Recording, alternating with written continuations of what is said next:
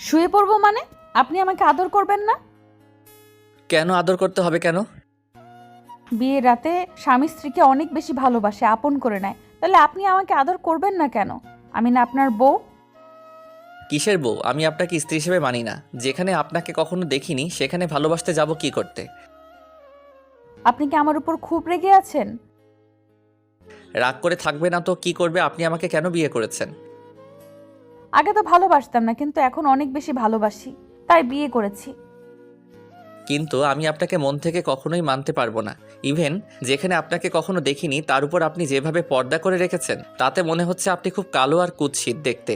ওই জন্য হয়তো এভাবে নিজেকে ঢেকে রেখেছেন। আচ্ছা, দেখতে সুন্দর হলেই কি তার মন সুন্দর হয়ে যায়? আর এই পৃথিবীতে কি সব সুন্দর চেহারাগুলো উত্তম চরিত্রের হয়? কিন্তু আমি সবসময় চাইতাম আমার বউ অনেক সুন্দর হবে, যার জন্য আমি গর্ব করে বলতে পারবো আমার বউটা অনেক সুন্দর। চেহারা সুন্দর হলে কিন্তু তার মনটা সুন্দর হয় না। আমি অত কিছু বুঝতে চাই না। আমি আপনাকে মেনে নিতে পারবো না, ব্যাস। আমি যদি সুন্দর হতাম তাহলে আপনি হয়তো আমাকে এখন ভালোবাসতেন। বিয়েটা মেনে না নেওয়ার পরেও আপনি আমাকে দেখেই আদর করতে চাইতেন, তাই না? আপনি কিন্তু উল্টাপাল্টা ভাবছেন। একদম এরকম কথা বলবেন না। তাহলে কেমনে বলবো? আপনি যেমনটা চিন্তা ভাবনা পোষণ করেছেন আমি তেমনটাই বলেছি। মাফ করবেন, স্বামীর উপর দিয়ে কথা বলাটা ঠিক না।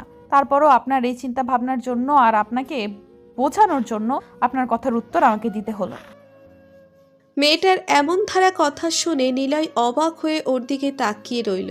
তখন ও আবার বলতে লাগলো, কি হলো, আপনি চুপ করে আছেন যে? আচ্ছা, আপনি কি অন্য কাউকে ভালোবাসেন, নাকি আপনার এই বিয়েতে কোনো মত ছিল না? হ্যাঁ ছিল। আমার অন্য একটা মেয়ের সাথে খুব গভীর সম্পর্ক ছিল। আর আমাদের মাঝে এমন কোনো সম্পর্ক নেই যেটা হয়নি। স্টপ, আর বলতে হবে না প্লিজ। এইসব কথা আর বলবেন না। দেখেন, আপনি বিয়ের আগে অনেক অন্যায় করে ফেলেছেন। এর জন্য উপরওয়ালার কাছে আপনার মাফ চাওয়া প্রয়োজন। আর আপনি আমাকে বিয়ে করবেন না, স্ত্রী হিসেবে মানতে পারবেন না, সেটা আপনি আমাকে একটাবার বলতেই পারতেন, কিন্তু না বলে উল্টো বিয়েটা করে নিলেন। তাহলে এখন আমাকে মানতে পারবেন না কেন? এত কিছুর পরও আপনার আমাকে স্বামী হিসেবে চাই? আমি না বিয়ের আগে অনেক বড় অন্যায় করেছি, পাপ করে ফেলেছি। আমার মতো বাজে ছেলেকে আপনি ভালোবাসবেন, বিয়ে করে নিলেন, তাহলে আপনাকে সবাই খারাপ বলবে না যে আপনি একটা বাজে ছেলেকে স্বামী হিসেবে পেয়েছেন, যার কিনা অভ্যাস ছিল মেয়েদের সাথে এরকম বাজে কাজ করা, তাদের সাথে প্রেমের সম্পর্ক করে বেড়ানো? ও, তার মানে আপনি আমার সামনে নিজেকে খারাপ খারাপ বানানোর জন্য এরকমটা বলেছেন, তাই না? আমি খুব সহজেই বুঝে গেছি কেন এরকমটা বলেছেন। আপনি কি করে বুঝলেন আমি নিজেকে শুধু শুধু খারাপ বানানোর জন্য এরকমটা কথা বলছি? সব কথা মুখে বলে দিতে হয় না, কিছু কথা বুঝে নেওয়া যায়। এটা তো সিম্পল বিষয়। তাছাড়া আপনি বললেন না এই বিয়েটা মানেন না, আমাকে স্ত্রী হিসেবে মানতে পারবেন না। যেখানে আপনি আমাকে কখনো দেখেননি, তারপরও আমি কালো না ফর্সা সেটা আপনি জানেনই না, ওই জন্য আপনি আমাকে মেনে নেবেন না।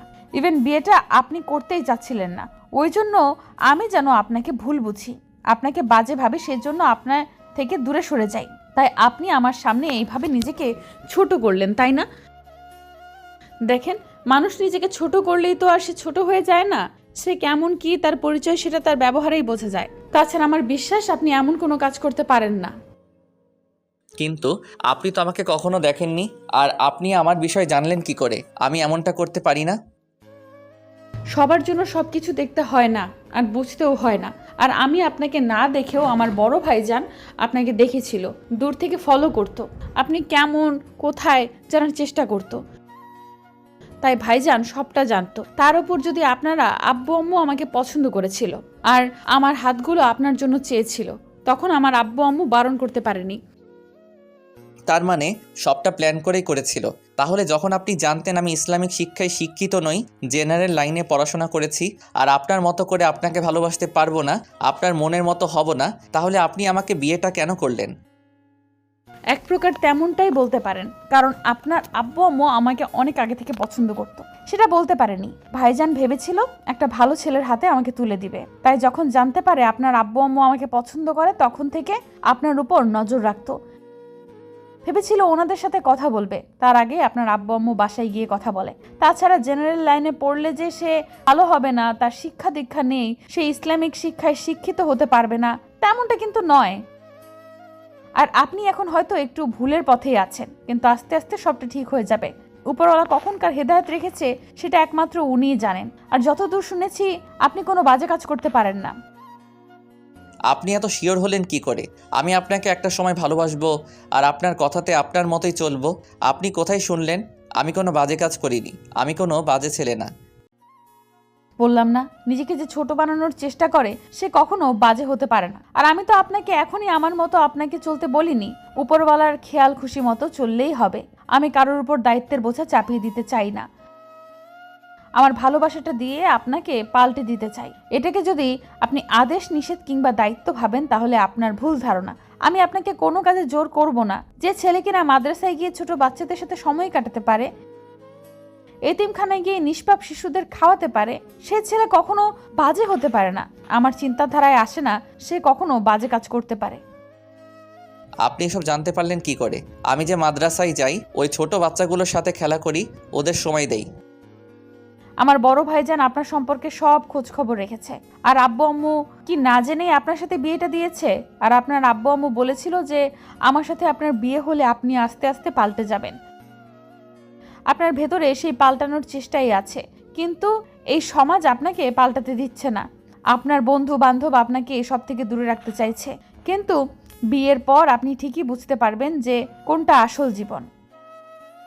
সামনে দাঁড়িয়ে থাকা মেয়েটার মনোমুগ্ধকর কথা শুনে নিলয় মাথা নিচু করে রইল। ওদের বিয়েটা এক প্রকার হুটহাট করে হয়ে যায়।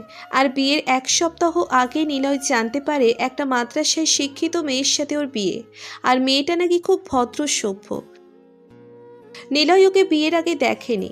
আব্বু আম্মু দেখে আর বলেছিল মেয়েটাকে দেখতে নাকি বেশ ভালোই, কিন্তু নিলয় সেটা বিশ্বাস করেনি। ও জানে আব্বু আম্মু সব সময় ওর বিরুদ্ধে গিয়ে কাজ করে, কিন্তু সেটা ওর ভালোর জন্য করে নিলয় বুঝতে পারে না। আসলে নিলয় ভেবেছে মেয়েটা কালো আর বাজে দেখতে হবে, তাই বিয়েটা করতে চাচ্ছিল না। কিন্তু আব্বুর রাগারাগিতে নিলয় বিয়েটা করতে বাধ্য হয়েছে। আর আয়েশাকে নিলয়ের আব্বু বলে দিয়েছিল নিলয় বাসর ঘরে আসলে ওর সাথে হয়তো সিন ক্রিয়েট করতে পারে। তাই আয়েশা নিলয়কে কোনো কিছু বলার সুযোগ না দিয়ে এরকম একটা কথা বলল। তারপর ওদের মাঝে কি হলো সেটা তো আপনারা জানেন। নিলয় কথা বলছে না, তাই আয়েশা ওর পায়ে হাত দিয়ে সালাম করলো। তারপর ওর পাগুলো ধরে বলতে লাগলো, দেখেছেন কি কপাল আমার, যাকে বিয়ে করলাম সে আমাকে ভালোবাসে না, আর একবার আমাকে উঠিয়েও নিল না। আয়েশার কথায় নিলয় একটু খারাপ লাগলো। তখন মেয়েটাকে উঠিয়ে দাঁড় করিয়ে ওর থেকে দূরে সরে গেল। তখন আয়েশা একটা মুচকি হাসি দিয়ে বলল, ভয় পাবেন না, আমি জোরপূর্বক আপনার সাথে কিছু করব না। আপনি আমার স্বামী, আপনার অনুমতি ছাড়া কখনোই কাজ করব না। আপনি ভয় পাবেন না, আমি আপনাকে আর কখনো স্পর্শ করব না। যতদিন অবধি আপনি আমাকে ভালো না বাসবেন ততদিন অবধি আমি আপনার কাছে আসব না। বুঝতে পারলাম, এখন যান, কি শুয়ে পড়েন। শুয়ে পড়বো মানে? তাহলে আপনি কোথায় যাবেন? আমি আর যাই হোক আপনার সাথে কি বিছানায় থাকতে পারবো না? কারণ আমি আপনাকে ভালোবাসি না। যদি ভুল করে আপনার সাথে উল্টাপাল্টা কিছু একটা হয়ে যায়। ভুল করে হলে তো আপনার স্ত্রীর সাথেই হবে। তাছাড়া আপনি আমাকে ভালোবাসেন না, তাহলে নিজের উপর কন্ট্রোল রাখতে পারবেন না, তাহলে কেমন পুরুষ মানুষ আপনি? আমি কিন্তু এমন কোনো কথা বলিনি। আসলে আমার শোয়াটা তেমন ভালো না। যদি উল্টাপাল্টা ভাবে আপনার গায়ের উপর হাত পা তুলে দেই তখন হয়তো আপনি খারাপ ভাববেন না। দেখুন, ঘুমের মধ্যে স্বামী তার স্ত্রীর উপর হাত উঠিয়ে দিতে পারে, এতে বাজে ভাবার কি আছে? তাছাড়া এখন আপনার অধিকার আছে। আপনি আমাকে ধর্ম মোতাবেক বিয়ে করেছেন, তাই এখানে বাজে কিছু ভাবার কোনো প্রশ্নই আসে না। আপনি আমাকে ভালোবাসতে না পারেন, কিন্তু আমি তো আপনাকে 3 বার কবুল বলার পর থেকে স্বামী হিসেবে মেনে নিয়েছি আর ভালোবাসার চেষ্টা করেছি, তাই আমি এত কিছু মনে করব না। আপনি বিছানায় শুয়ে পড়েন। নিলয় কথা বলছে না, চুপচাপ দাঁড়িয়ে আছে। তাই আয়েশা বুঝতে পারল নিলয় ওর সাথে একই বেডে থাকতে চায় না। আয়েশা একটু মুচকি হাসি দিয়ে বলল, ভয় পাবেন না, আমি বিছানায় থাকবো না। আপনি বিছানায় শুয়ে পড়ুন, আমি নিচে শুয়ে পড়ছি। মানে আপনি নিচে শোবেন কেন?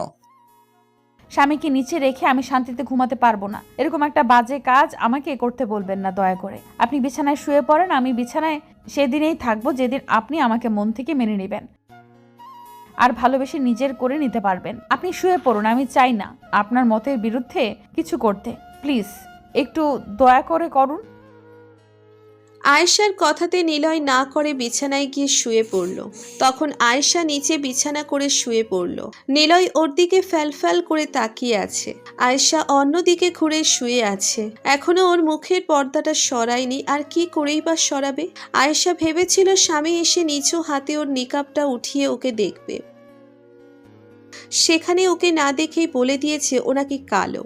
তার উপর নিলয়ের যেখানে চিন্তাধারা সুন্দর মেয়ে হলেই তাদের বিয়ে করতে হবে ওর বউ হওয়ার যোগ্যতা রাখে, সেখানে আয়েশা চায় না ওকে এমন কিছু বোঝাতে কিংবা নিজের মুখের নিকাবটা সরিয়ে ওকে নিজের চেহারাটা দেখাতে। সেই ইচ্ছেটাই ওর মরে গেছে। তাই আয়েশা নিজেকে নিলয়ের সামনে উপস্থাপন না করে এরকম কিছু বলল। তো পরদিন সকালে নিলয় ভোরবেলা খেয়াল করলো আয়েশা ফজরের নামাজ পড়ে জায়নামাজে বসে দোয়া করছে। নিলয় যেন ওকে মেনে নেয়, ওকে ভালোবাসে। আয়েশার কান্নাকাটি দেখে নিলয়ের বেশ খারাপ লাগলো। তারপরও চুপ করে রইল।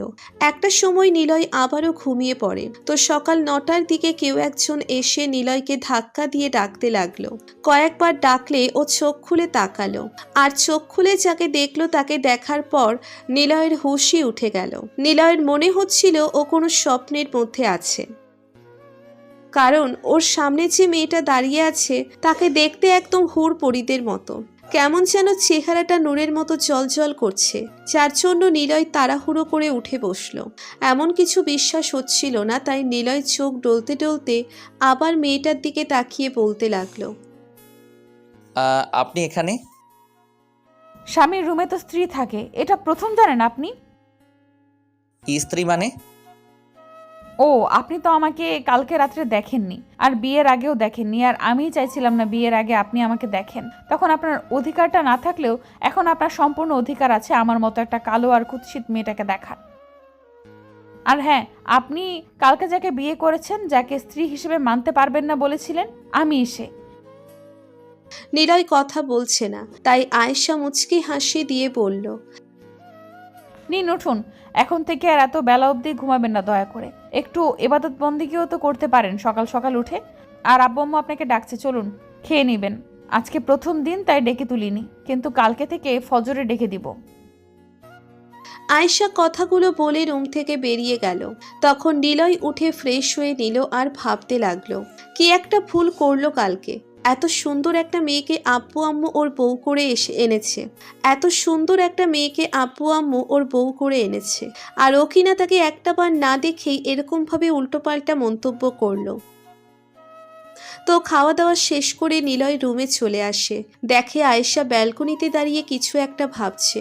তখন নিলয় বলে, একটু শুনবেন? নিলয়ের কথাতে আয়েশা তাড়াহুড়ো করে এসে ওর সামনে দাঁড়ালো আর বলতে লাগলো, বলেন আপনার কি প্রয়োজন?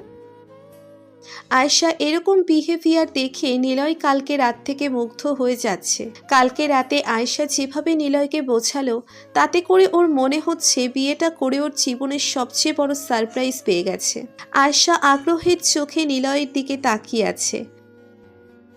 তখন নিলয় আয়েশার হাত ধরে ওকে পাশে বসিয়ে দিল। নিলয়ের কর্মকাণ্ডে আয়েশা অবাক হয়ে গেল, তাই ওর দিকে ফ্যালফ্যাল করে তাকিয়ে রইল।